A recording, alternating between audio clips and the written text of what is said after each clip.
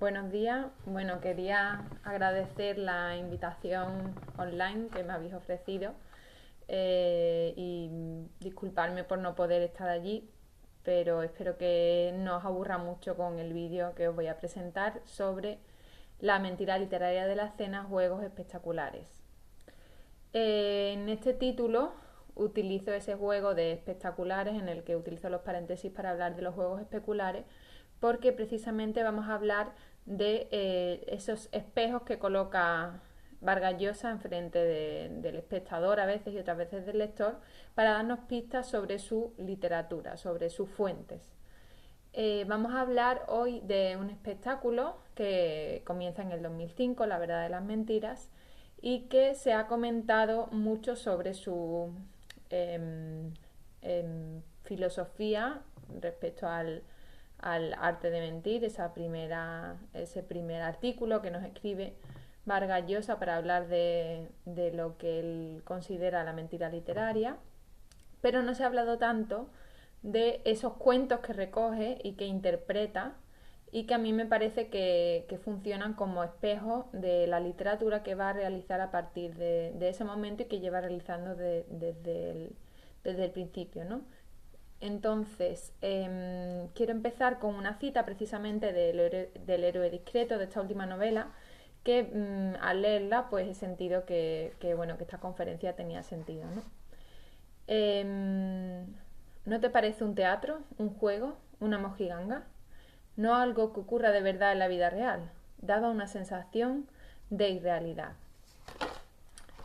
Los fragmentos que aparecen en La verdad de las mentiras, sobre todo en su primera versión, pertenecen a Isaac Dinesen o Karen Blixen, El mono, a William Faulkner, Una rosa para Emily, a Juan Carlos Onetti, El infierno tan temido y a La Aleph, de Jorge Luis Borges.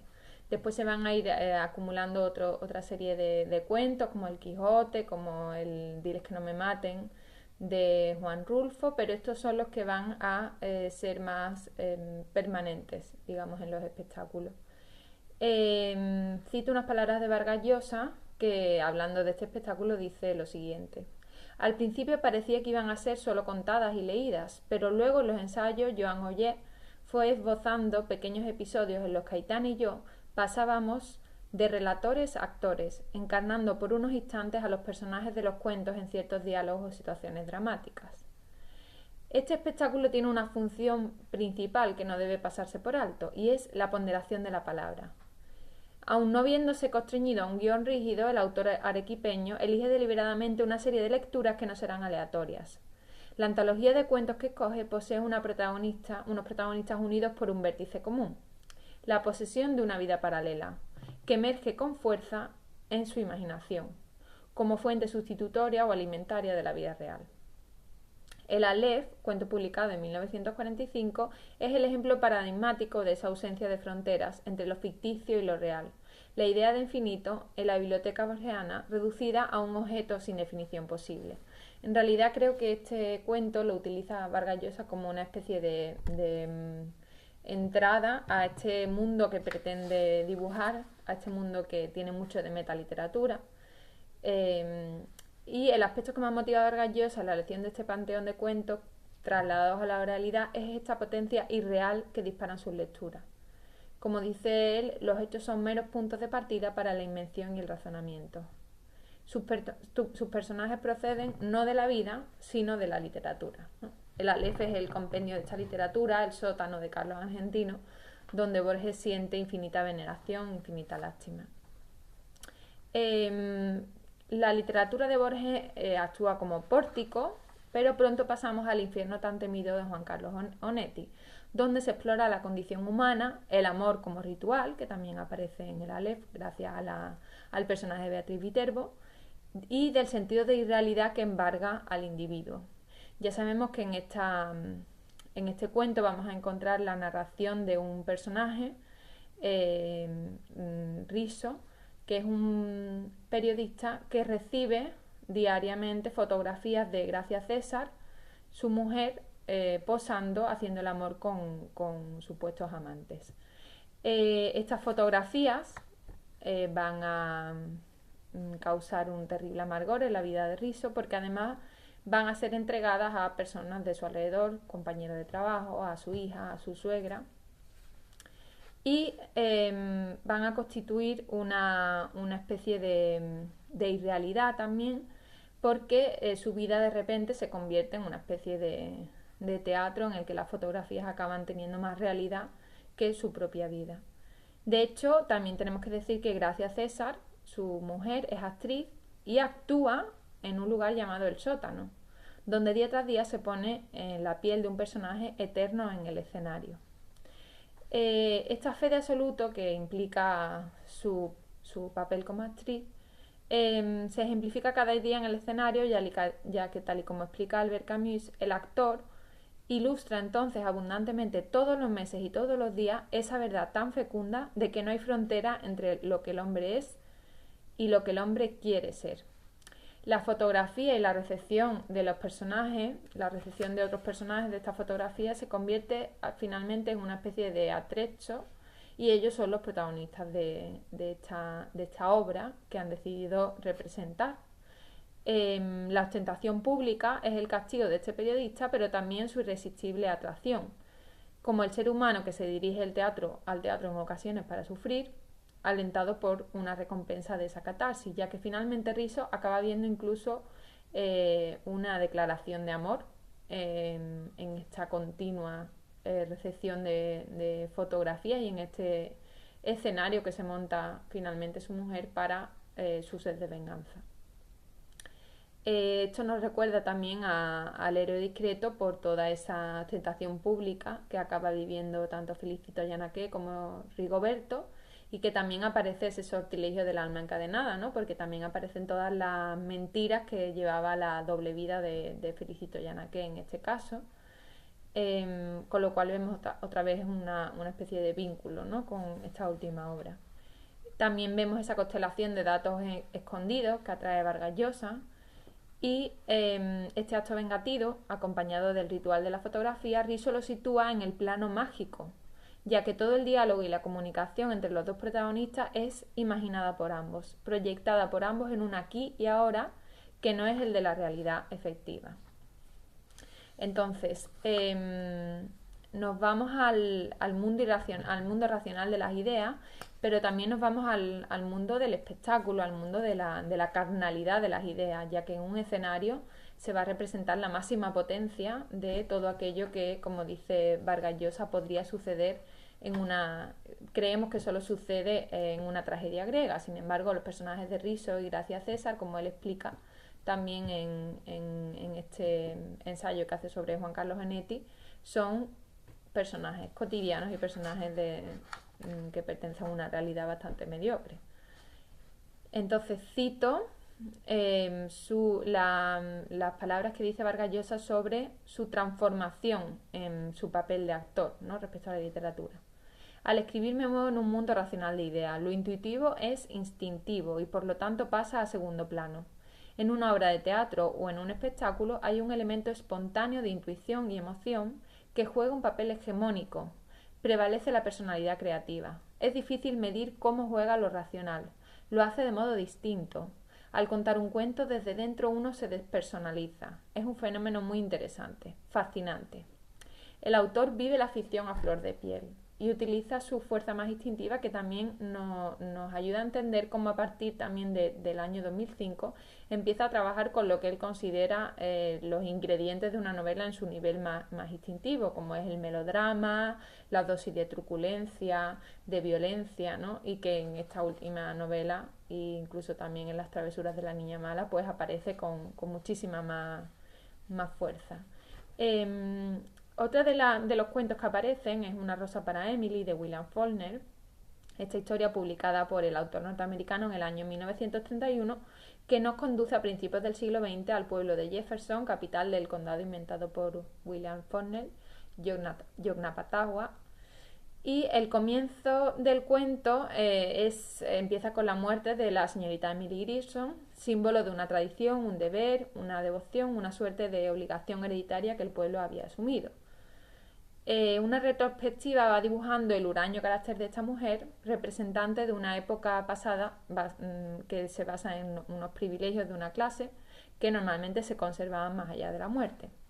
Paulatinamente el narrador se va introduciendo en una especie de historia colectiva que nos muestra la vida misteriosa de Emily Grierson. El ambiente gótico que transmite la experiencia colectiva adquiere su punto climático en la última escena, en la que la muerte de Emily Grierson destapa todos los enigmas que la técnica ocultativa de Faulkner nos camuflaba. Aparece el cuerpo cadavérico de su supuesto amante Homer, tumbado en la cama, acompañado de, cito, la oquedad dejada por una cabeza y una hebra de largos cabellos grises como el plomo. Este cuento tiene muchos elementos que nos recuerdan, por supuesto, al realismo mágico de Gabriel García Márquez, a Los Cachorros, a la Casa Verde, por esa colectividad, ese coro que va dibujando el espacio. Pero también posee esa técnica ocultativa que le da Vargas Llosa en su artificio del dato escondido y algo que vuelve a aparecer en El héroe discreto con muchísima más fuerza, y es el fatum, ¿no? El destino inevitable que carga a los personajes y que vemos en El héroe discreto en el personaje de Adelaida, que es la especie de adivinadora que va a ir relatando lo que va a ir sucediendo, aunque no lo relata, pero por lo menos lo anticipa, ¿no? Y finalmente, pues sí, se genera esa seducción irresistible para el lector que vemos también en este cuento. La concepción del tiempo para Emily Grierson, que oculta sus demonios en una especie de templo, también aparece en el escenario del barcito de la chunga, donde el tiempo se detiene, y se convierte en una especie de monumento impertérrito, ¿no? que vemos en esta obra de teatro de Vargas Llosa, pero que también vemos en La señorita eterna. Mamae concibe el tiempo de un modo maleable, y por esta razón juega con las décadas como si la distancia no existiera. Y de este modo también juega Vargas Llosa a través de los espacios temporales, ¿no? Desde el principio sabemos que Vargas Llosa se trabaja con una novela como El ruido y la furia, donde el tiempo será un valor semántico añadido a cada uno de los personajes que narran su particular vida anecdótica, ¿no? Estos rasgos continúan mostrándonos esas huellas especulares de la mentira literaria de Vargas Llosa en la lección del cuento El mono, perteneciente a Seven Gothic Tales de la novel Karen Blixen. La autora danesa, que se oculta bajo el seudónimo de Isaac Dinesen, escritora también de la gran novela Memorias de África, va a ser como dice Vargas Llosa, una heredera directa de Scheherazade, ya que va a compartir con Vargas Llosa, o seguramente va a ser una de las fuentes de Vargas Llosa para la adquisición de esas cajas chinas y ese relato que aparecen dentro de otros relatos, esa técnica que heredará, por supuesto, Vargas Llosa. Como sabemos, esta autora fue expulsada de muchos círculos literarios por escapar del realismo narrativo que imperaba en los años 30, de ese mundo objetivo que se reflejaba en el interés por las causas sociales. Y precisamente Vargas Llosa la admira por esa pasión antirrealista, este gusto por el sueño, la locura, el delirio, el misterio y el juego. Metiéndonos un poco en su literatura, vemos como El mono es una novela, es un cuento que tiene todo ese juego, ese misterio, esa aparición de datos escondidos, ese mezcla entre la parte maldita, irracional y la racional. Pero hay una obra de Karen Blixen que nos parece bastante representativa de esa fraternidad que existe entre la literatura de Karen Blixen y de Vargas Llosa, y es Los soñadores. Empiezo a contaros de qué va, a ver si os suena algo, ¿no? La protagonista de una de las cajas chinas que introduce el personaje Lincoln Foster se llama Olaya, una misteriosa mujer que encuentra en un burdel en Roma y que le arrastra a un perdido enamoramiento devenido en pura obsesión. Olaya le muestra un aspecto de la vida del que hasta su encuentro con ella, Lincoln no se había percatado. Cito: era extraordinariamente viva y sensible a todas las impresiones. Por cualquier sitio que íbamos, observaba muchas más cosas que yo, aunque fui un gran observador toda mi vida. Olaya le enseña a soñar. Un día desaparece furtivamente, dejando a Lincoln con un vacío tal que el objetivo de su vida será el de encontrar a esta cautivadora mujer. A lo largo de su viaje encuentra por azar en un bar de un hotel de Ámsterdam a dos caballeros que se encuentran de paso. Empiezan a hablar y descubren que todos tienen una historia de amor frustrado con lo que aparentemente son mujeres diferentes. Una exitosa diseñadora de sombreros entregada a la Revolución Francesa llamada Madame Lola y la viuda del general Zumalacárregui, héroe y mártir por la causa del rey de España, al que esta joven y talentosa mujer consagra su vida. A lo largo de estas narraciones, Lincoln empieza a comprender que hay una única mujer a la que se están refiriendo. El momento de la anagnórisis nos conduce a otra mujer, que es una famosa cantante de ópera italiana, que se supone que es como el embrión de todas estas mujeres que aparecen después y que pertenecen al mismo rostro, a la misma cara. Una cantante de ópera que, malherida por un incendio, decide sepultar su nombre célebre en una muerte oficial y vive en cada momento de su vida diferentes personajes desconocidos. Cito: «Tengo muchas vidas donde elegir. Si soy feliz o desgraciada, si soy necia o inteligente, nadie se preocupará en absoluto. Yo no volveré a ser una persona. Desde ahora seré muchas personas. Nunca más mi corazón ni mi vida entera estarán atadas a una sola mujer para sufrir tanto. Aquello terminó para siempre». Ella inventa esta forma de vida en la que goza de la libertad, del deleite, de la filosofía hedonista, de suprimir el dolor que supone el estar ligado a los límites que le dibuja una sociedad, ¿no? Nos acordamos entonces, por supuesto, de La niña mala, de Travesuras de la niña mala. Nos acordamos también de los cuadernos de don Rigoberto, del elogio a la madrastra, ¿no? De todas esas transfiguraciones que van a realizar a través de imágenes, a través del arte, a través de la literatura. Y en el caso, por supuesto, de Travesuras de la niña mala, a través de la transfiguración de la niña mala en Madame Agnew, Lili la Chilenita, la atormentada Curico, Otilita, ¿no? Y que con el tiempo hemos descubierto, ¿no?, que se parece mucho a la solitaria que Vargas Llosa mantiene para conseguir esa obsesión por la literatura, esa parte maldita, obsesiva, que le impulsa a vivir todas las vidas que él quisiera haber vivido a través del arte, ¿no?, a través de la literatura. De esta manera, la ficción encierra la cara reprimida del ser humano, ¿no?, encierra esas posibilidades de vida y tiene mucho que ver con lo que hablaba Vargas Llosa en el ensayo, precisamente, de La verdad de las mentiras, en ese ensayo que se titula La literatura y el mal, ¿no? Esa volubilidad de la condición humana que se debate entre la razón y los instintos. La cuentística seleccionada por Vargas Llosa para dar vida a este espectáculo es significativamente deliberada, por tanto.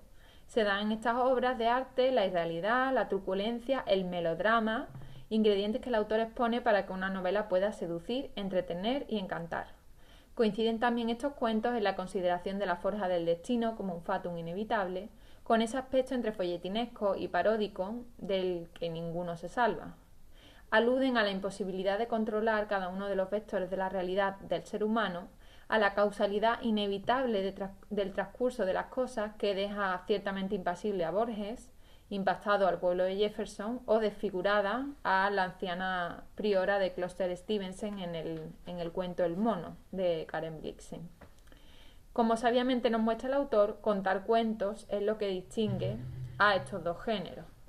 Frente a la novela, cito, los cuentos sí se pueden narrar en voz alta y van a embaucar al oyente, ¿no?, a través de este espectáculo y también de este aquí y ahora, de esta especie de aura, como le llamaba Walter Benjamin, que no termina de apagarse dentro del teatro, ¿no?, como sí en otras artes, es lo que consigue que Vargas Llosa tenga esa fascinación por el teatro y que va a persistir, ya que sabemos que actualmente pues está preparando la puesta en escena de los cuentos de Boccaccio, del Decamerón.